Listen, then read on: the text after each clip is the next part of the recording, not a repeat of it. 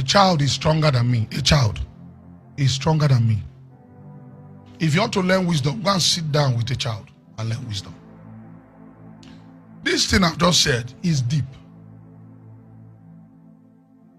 You see, one thing knowledge does is that knowledge makes you a coward. Knowledge can lock you.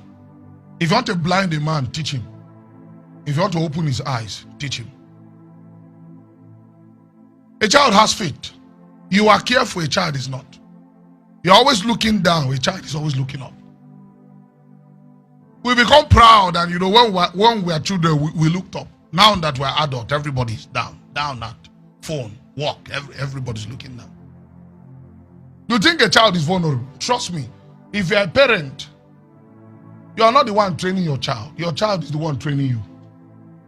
Training you to be patient. Training you to be responsible. Training you to lead. Training you to be wise. You see, if God speaks, he's anti this word. He told me, say, if you want to know wisdom, go and sit down with a child. Age 1, age 2, those things he say you don't know, that is pure wisdom.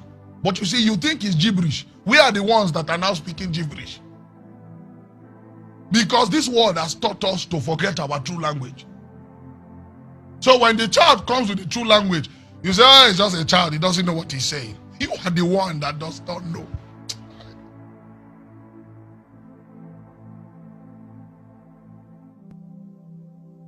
I honor the destiny of a child. I told them in the school of prophets, I say your greatest teacher in this world is not an elder, it's a child. I know this anti a lot of things, but the wisest person in this world is a child. It's not an elder. When a child is speaking, you will think the child is not making sense. He's talking gibberish. You are not the ones talking gibberish. We've been conditioned by this word. They still came with pure language. But because it's so pure, we can't even understand it.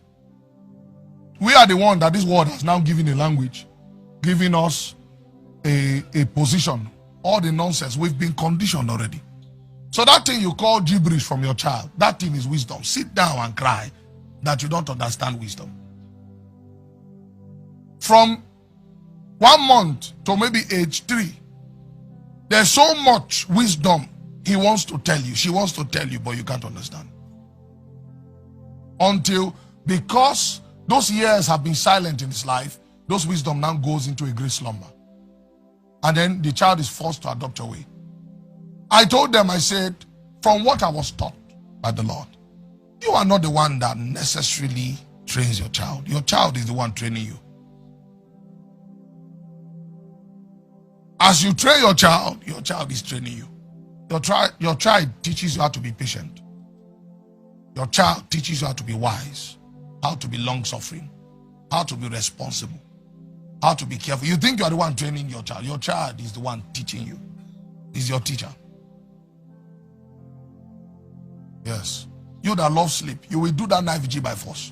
At night.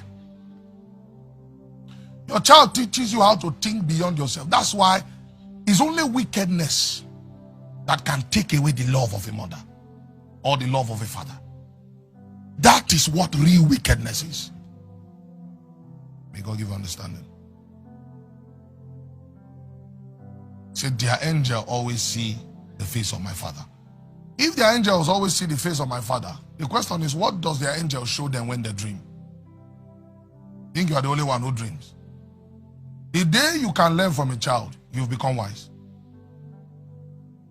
I told them, I said, a child exercises more faith than human beings.